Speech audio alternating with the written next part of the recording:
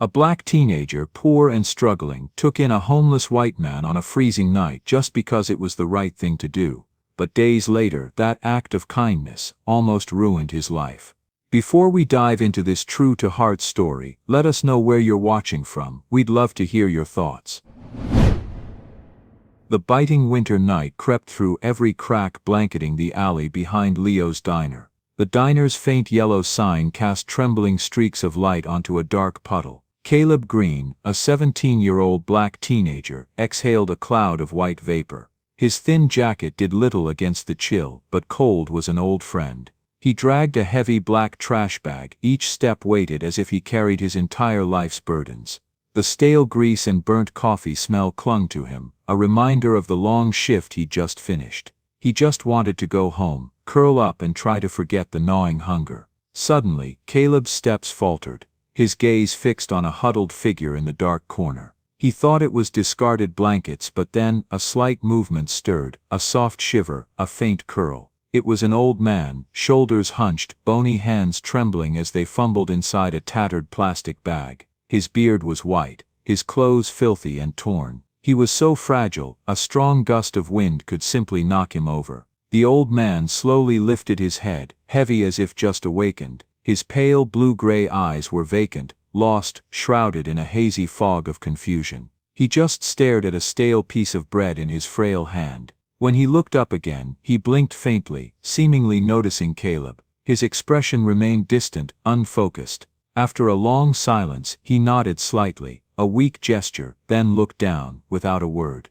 Caleb saw him, and in that moment, a familiar fear surged, the fear of confronting despair. But then, he remembered times his own mother shared her meager meal, times they relied on others' kindness. It was humiliating, but also a lesson in empathy. He looked at the old man, and he couldn't just walk away. He glanced towards the brightly lit diner door. He knew Leo, the grumpy owner, wouldn't tolerate rule-breaking. Rules were rules, but deep down, he believed Leo wouldn't notice if a little leftover food went missing. It would just be thrown away anyway. It was a thin line between following rules and doing the right thing. Caleb had a choice, and his heart told him what to do. He turned, quickly disappearing into the warm kitchen. A few minutes later he returned, holding a steaming styrofoam container. Inside was just a leftover burger and some cold fries, but it was still warm. He knelt, gently offering the food. The old man stared at the container for a long moment, his eyes filled with disbelief. Then, with slow, hesitant movements, he reached out a trembling hand and took it. His rough fingertips brushed Caleb's hand, and Caleb felt how cold and weak they were.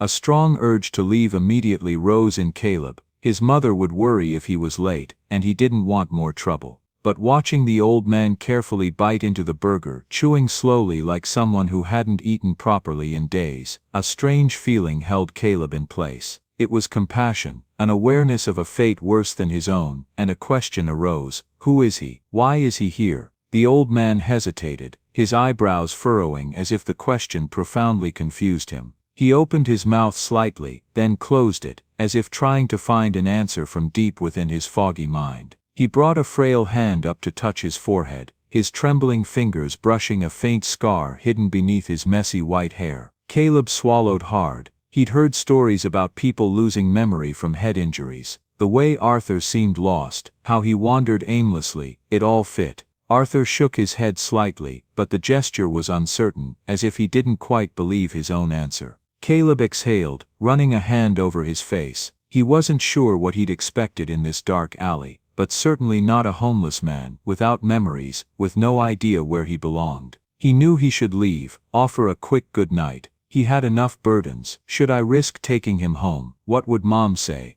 Can we even afford it? He wrestled with himself, between reason and compassion. The fear for his own and his mother's future weighed heavily, but the image of the old man huddled in the cold haunted him. Just as Caleb turned towards the street, preparing for the long walk home, he heard a soft rustling. He quickly turned back and saw Arthur trying to pull his thin blanket tighter, his fingers still trembling uncontrollably from the biting cold. Caleb looked down at the bag of leftovers in his hand. He let out a soft sigh, a sigh of resignation, of a heart that couldn't ignore. Arthur just stared at Caleb, his eyes scrutinizing. Then, he slowly nodded, a faint but decisive nod. Caleb turned and began to walk, and this time, Arthur quietly followed him. Caleb's small apartment. Warm light from the kitchen spilled through thin curtains, highlighting the cracks on the walls. The faint smell of canned soup and old bread lingered. This was all they had, sustained by his mother's sweat and tears. Maria Green, Caleb's mother, stood at the kitchen counter, back to the door, stirring a pot of soup. Her reddish-brown hair was pulled back. Exhaustion was clear on her shoulders. In every movement, she turned when she heard the door creak open, her brown eyes narrowing as she saw Caleb with a strange man. For a brief moment, there was silence. Then she wiped her hands and stepped forward, her expression unreadable. "Son, why are you so late?" Maria's voice was hoarse with fatigue. Then her gaze settled on the old man, adding surprise and worry. "And who is this?" Caleb felt the weight of his mother's question. He didn't know how to explain bringing home a lost man. "Mom, he's Arthur. I found him in the alley behind Leo's. He has nowhere to go, and he seems to have lost his memory." His voice was small, hesitant, carrying a plea. Maria observed Arthur, noting his hollowed cheeks, the way his hands trembled even indoors. Her lips pressed together, not in anger but in deep thought. She saw weakness, lostness, and a silent pain in his vacant eyes. Maria let out a long sigh, not of anger but of helplessness, and the acceptance of a new burden. "Son, I know you have a big heart," Maria said, her voice filled with weariness. "But we barely have enough to eat. I don't know if I can care for another person." Caleb quickly replied, almost pleading, "Mom, I'll try to work extra hours. Arthur can help with small things around the house. I think he can." "He can't stay out there, Mom. It's so cold tonight." She looked at her son, at the determination in his eyes. Caleb was all she had. She had always taught him about kindness, about helping those less fortunate. Now, that lesson was coming back to test her. A mother's heart struggled between her responsibility to her son and the call of compassion. She remembered cold nights with not enough blankets for Caleb, days they shared a single loaf of bread. She knew what it felt like to have nowhere to go. Ultimately, a mother's instinct to protect her son, and a human instinct to protect a struggling life, won out. Maria frowned, looking at Caleb. She let out a long breath, then nodded faintly, weariness deeply etched in her eyes. "All right, Caleb. Bring him in." Caleb exhaled a relieved breath he hadn't realized he was holding. He gestured for Arthur to follow, and the old man entered timidly. He carefully sat at the small rickety kitchen table, while Maria scooped soup into a bowl and placed it in front of him. Arthur stared at the soup for a long moment, as if the simple act of someone giving him food was foreign. Then he slowly picked up the spoon and took a careful sip. His eyes closed briefly, a light sigh escaping his lips, and for the first time that night, Caleb saw an expression other than confusion on the old man's face. He saw relief, a faint glimmer of hope. Arthur hesitated, lowering the spoon back into the bowl. His eyes darted from Caleb to Maria, then back again, as if searching for an answer he couldn't find. Maria frowned but didn't press. She simply nodded and reached for the bread on the counter, breaking off a piece and placing it next to his soup. Arthur's lips parted slightly, his brows furrowed with an expression Caleb couldn't decipher. Gratitude, shock, perhaps both. He nodded stiffly and returned to the meal, eating slowly, savoring each bite. Caleb watched, his mind still trying to process everything. He had expected his mother to object, but she had looked at Arthur and made the same decision Caleb had in the alley, that this was simply the right thing to do. He saw a fragile glimmer of hope emerge in his small apartment. The next morning, Leo's diner was still noisy and bustling. The clatter of dishes, the murmur of conversation, and the dark alley behind the diner. Caleb and Arthur walked to the diner. Arthur walked slowly, timidly, still a bit unsteady. Caleb hesitated at the diner's door, knowing Leo was a practical man. He wasn't sure how Leo would react. Arthur didn't answer immediately. His pale blue-gray eyes scanned the diner window, where customers were already seated inside, warm light spilling onto the sidewalk. He shifted his weight, tucking his hands deeper into his coat pockets. Caleb wasn't sure what to say. The idea of Arthur working, even small tasks, seemed absurd. The old man struggled to stand, let alone carry trays or wipe tables. But at the same time, there was something in his words that made sense. He didn't want to be just a vagrant. Caleb felt a small connection to Arthur, someone also trying to stand on his own feet. Before Caleb could decide, the diner door swung open, and Leo, the owner, stepped out, rubbing his hands against the cold. He was a stout man, around 50, with salt and pepper hair, and a perpetually grumpy expression. He gave Arthur a look, then turned to Caleb, his thick eyebrows drawn together. "Kid, why are you bringing this old man here?" Leo's voice was gruff, his eyes full of suspicion.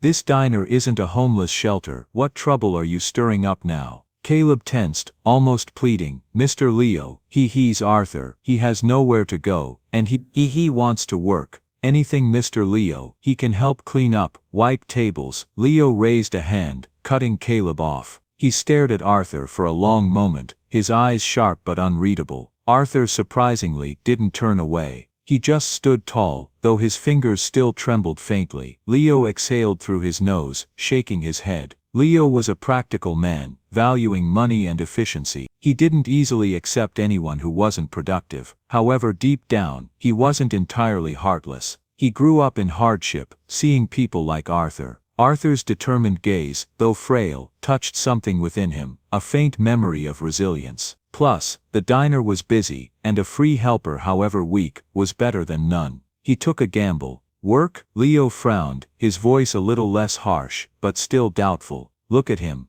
All right, it seems busy today. Let him try wiping tables. If he messes up my business, I'll fire both of you. And remember, it's just helping out, no pay." He nodded towards the diner. Arthur blinked, his lips slightly parted as if he hadn't expected that answer. Caleb was no less surprised. Arthur entered the diner without hesitation, and Caleb quickly followed, still processing what had just happened. Inside the diner, the smell of sizzling bacon and fresh coffee filled the air. Caleb gave Arthur an easy task, wiping tables. Throughout his shift, Caleb kept glancing at Arthur. He moved slowly, carefully, wiping tables with quiet concentration. His fingers still trembled, his steps still unsteady, but he never stopped or complained. He did what he could. Customers initially barely noticed Arthur, but then began to pay attention. One older man even asked Arthur if he was Arthur, but Arthur just shook his head and said he didn't remember. Near the end of Caleb's shift, he was taking out the trash in the alley behind the diner. The sun had begun to set, casting long shadows. His foot hit something.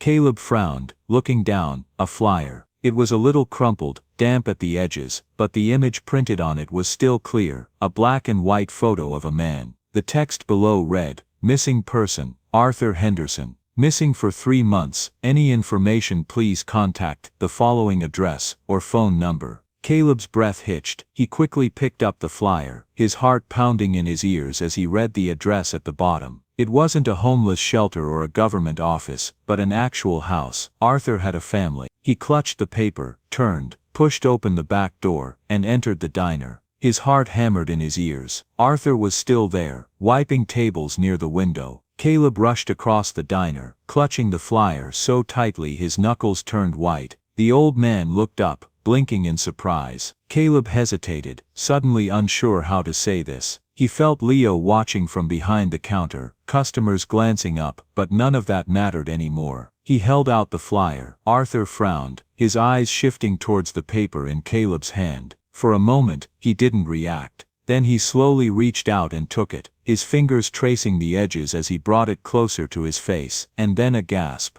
A tremor ran through Arthur's entire body. His jaw clenched, his fingers clenching the paper so tightly it crinkled. His eyes widened, and for the first time since Caleb met him, he looked completely alert. His gaze was fixed on the photo, a painfully familiar image. That face, it was him. And the name below, Arthur Henderson. A sudden flash of memory cut through the fog in his mind. The laughter of a little boy, the image of a house with a porch and a small garden. He couldn't grasp it fully, but enough for him to know it was his. The call "Dad" was like an electric wave through his body. Where had he been for 3 months? Why was he in this cold alley? The fear, the lostness of the past days suddenly vanished, replaced by an overwhelming, suffocating hope. He had a family. The entire diner fell silent. Even Leo, who always had something sarcastic to say, just stood behind the counter, arms crossed, watching, his grumpy face showing a rare hint of surprise. Arthur's breathing was shallow, his chest rising and falling unevenly. He looked back at the flyer, his thumb caressing the printed address, his lips moving silently but unable to form words. Then his head snapped up, his eyes locking onto Caleb's, hoarse, filled with despair and hope, mixed with utter bewilderment. "My son, James, this address, it's my house. I have to go home." Caleb barely had time to process before Arthur moved, pushing away from the table, stepping towards the door with a clear purpose he'd never had before. Caleb swallowed hard, glancing at Leo once, half expecting him to tell him to get back to work. But instead, Leo just waved a hand, his voice gruff but not unkind. "Go on, kid, go with him. You've done enough for today." Caleb didn't wait. He grabbed his jacket, pushed open the door, and ran after Arthur into the street. A quiet suburban neighborhood, large houses with neatly trimmed lawns. Caleb hurried to catch up as Arthur strode down the sidewalk, clutching the missing person flyer like a lifeline. His steps were unsteady, uneven, but there was something different in the way he walked now, a purpose. The frail, disoriented man Caleb had met in the alley was now like a ghost compared to Arthur beside him. He was alert, and he yearned to go home.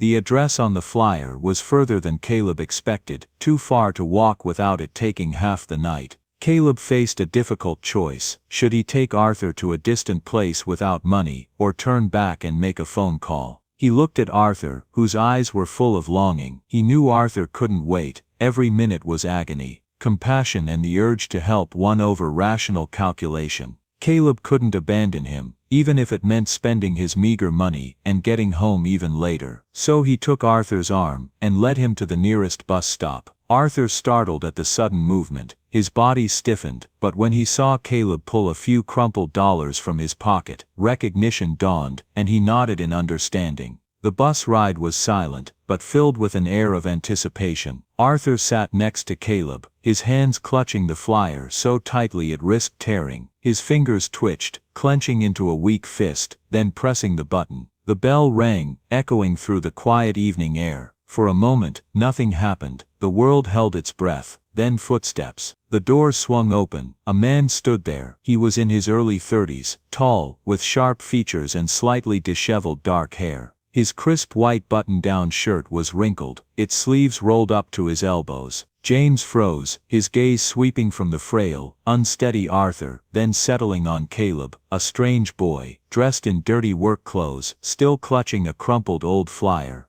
Caleb held out the flyer, his voice dry. "I found your father." James stared at the flyer, then at his father, his face contorted with confusion and disbelief. 3 months of searching, 3 months of despair, and now his father appeared, unrecognizably frail, standing next to a strange boy, holding a missing person flyer. Anger suddenly surged, overshadowing all other emotions. In James's mind, this could be a scam, a plot to profit from his family's pain. He pushed Arthur roughly, causing him to stumble. "Who are you? What have you done to him?" James growled, his eyes fixed on Caleb with loathing. Arthur trembled, stunned by the unexpected shove from his own son, his lips moving silently but unable to utter a word. He looked at Caleb, his eyes lost once more, as if he didn't understand this turmoil. Caleb stood frozen, pain and humiliation surged, choking him. He had experienced enough contempt and suspicion, and this was the last thing he wanted when trying to do a good deed. His heart ached. He had brought this old man home, paid for the bus fare, overcome his fear of Leo, and now he was being accused.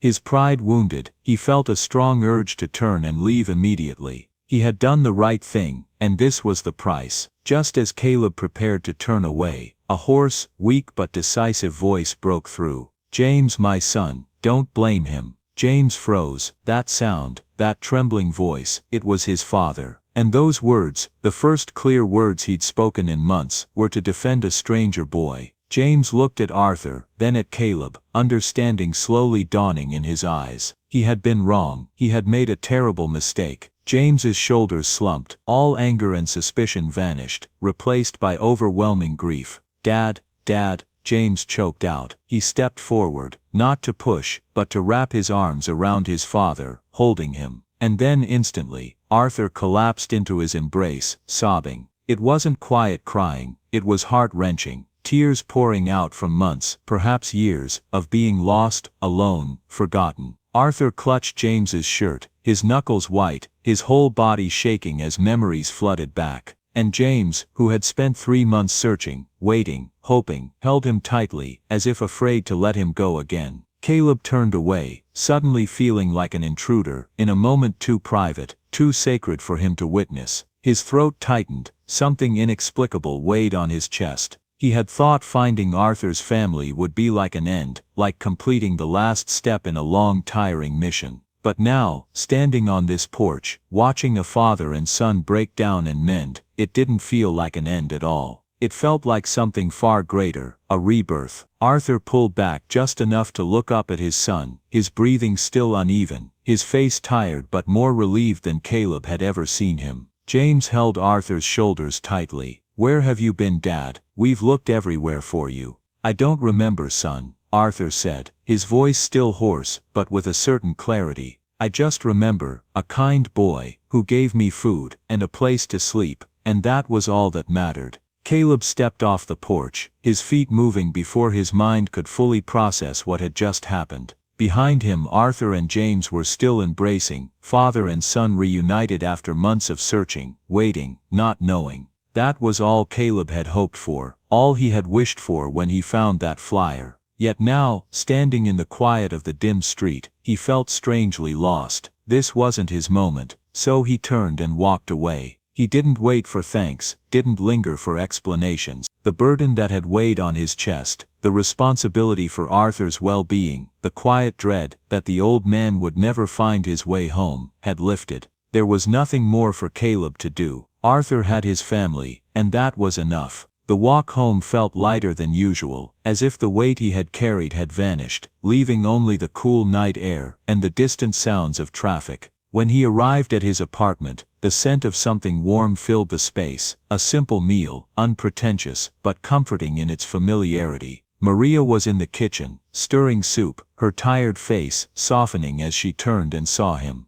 "You're back, I was worried." Then she frowned slightly, noticing something missing. "Where's Mr. Arthur's son?" Caleb smiled, a rare genuine smile that even surprised him. He dropped his backpack onto the old couch, stretching his aching shoulders. He went home, Mom, with his family." Maria turned fully, setting down her spoon as she watched him. The weariness that had weighed on Caleb, the long shifts, the worry, the uncertainty, seemed to have lifted. There was something different about him, something lighter. Her lips curved, and she nodded. "That's good. I'm happy for him." That night, for the first time in a long time, dinner felt different. There was no tension weighing on them like an uninvited guest, no uncomfortable silence filled with unspoken anxieties. They ate together, and it wasn't just eating, it was savoring. Even the dim light in their small apartment seemed warmer. Caleb went to bed without his usual heavy heart. For the first time, he allowed himself to sleep without worrying about what tomorrow would bring. A few weeks after Arthur returned home, James proactively contacted Maria and Caleb. It wasn't an empty promise. Caleb and Maria's apartment had undergone an astonishing transformation. The peeling walls were painted a warm cream, and brand new curtains replaced the worn-out old ones. The kitchen light, once broken, now shone brightly, casting a warm glow. Kitchen appliances were replaced. The old noisy refrigerator was now silent. Maria no longer struggled with unpaid bills. Instead, she could spend time reading to Caleb, or simply watching TV together. Both mother and son could now enjoy warmer, more nourishing meals, instead of hurried canned soups. It was the beginning of a new life, a gift from Arthur's family, as a deep apology and an expression of profound gratitude. That morning, Caleb woke up earlier than usual. He wasn't rushing to get dressed for work. Instead, he gazed around the room. Everything was new, clean, and most importantly, it all worked properly. The distant sounds of traffic still echoed, but this space now felt much more peaceful. Maria was preparing breakfast in the kitchen. The fragrant smell of coffee filled the apartment. She turned, smiling as she saw Caleb enter. Caleb sat at the table, picking up a warm piece of toast. He said nothing, simply enjoying the moment, the unprecedented feeling of warmth and peace. Maria placed a cup of coffee in front of Caleb, then sat opposite him. She looked at him for a long time, her eyes filled with so many unspoken things, a pride she couldn't hide. "Son, you know," she said softly, "I always believed you would do something great. You brought hope to a stranger, and you changed our lives." Caleb looked at his mother, his eyes shining with a mix of embarrassment and happiness. He lowered his head, his cheeks flushed. He wasn't used to such praise. Maria reached out and gently touched Caleb's hand, her eyes filled with love. "Don't be shy, son. You deserve all these good things. This is the sweet fruit of your kindness." Caleb nodded, a warm feeling spreading through him. He knew his mother was right. 2 months later, Leo's diner was still as noisy and bustling as ever. Caleb still diligently wiped tables, the clatter of customers' chatter and silverware creating a familiar symphony. Although life was much easier thanks to James's help, Caleb still wanted to work, to earn his own living. He saw his job at the diner as a responsibility, a reminder of where he had started. Whenever an older man walked in, Caleb instinctively looked for a familiar figure, the image of Arthur, with his lost blue-gray eyes and messy white hair. Though he knew Arthur was home, that image remained etched in Caleb's mind, a reminder of the change that had come to his life. The chime of the door signaled a new arrival. Caleb looked up, and his breath caught. Standing at the door was none other than Arthur Henderson, but he wasn't alone. Beside him was James, his son, and an older woman with white hair and a gentle face, likely Arthur's wife, now looking vibrant and full of life. Arthur looked much healthier than when Caleb last saw him. He wore neat clothes, a radiant smile on his face. James and the woman also smiled warmly. Arthur walked directly to the counter where Caleb was standing, his eyes brightening when he saw the boy. He reached out and placed a hand on Caleb's shoulder, a light but affectionate touch.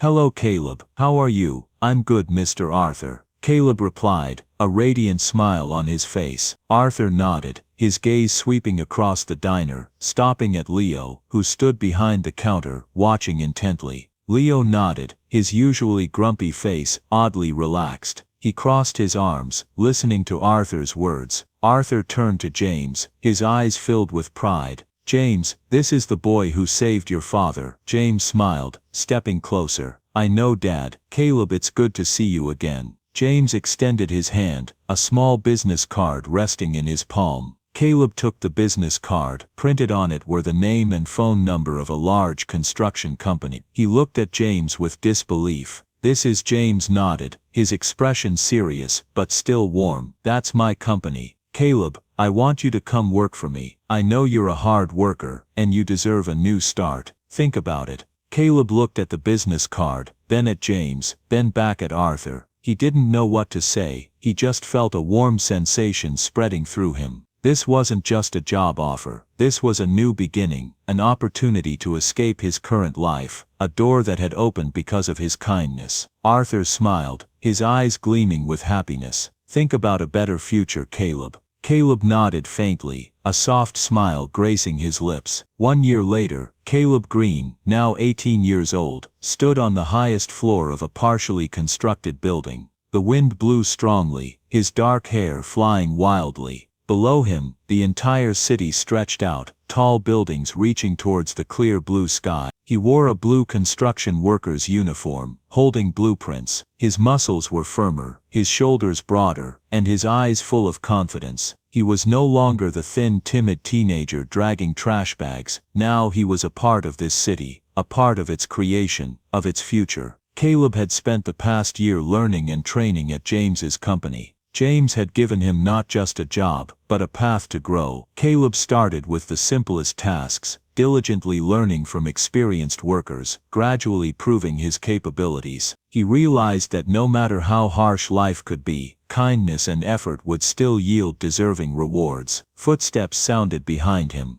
Caleb turned. James Henderson stood there, holding a warm cup of coffee. He smiled. Caleb took the coffee cup, its warmth spreading through his palm. He looked at James, a mentor, an older brother, and now a friend. "Thank you, James, for everything." James stood beside Caleb, gazing out into the distance. "It's nothing, Caleb. You helped my father find himself again, and you deserve this opportunity." Caleb nodded, a satisfied smile on his face. He looked out, towards the rising skyscrapers. He remembered that cold winter night in the alley, the image of Arthur huddled in the dark, and his decision that day. A small, seemingly insignificant decision, but one that had completely changed his life. He had helped Arthur, and in return, Arthur and James had opened a new door for him, a future he had never dared to dream of. A new dawn had truly arrived in his life. Join us to share meaningful stories by hitting the like and subscribe buttons. Don't forget to turn on the notification bell to start your day with profound lessons and heartfelt empathy.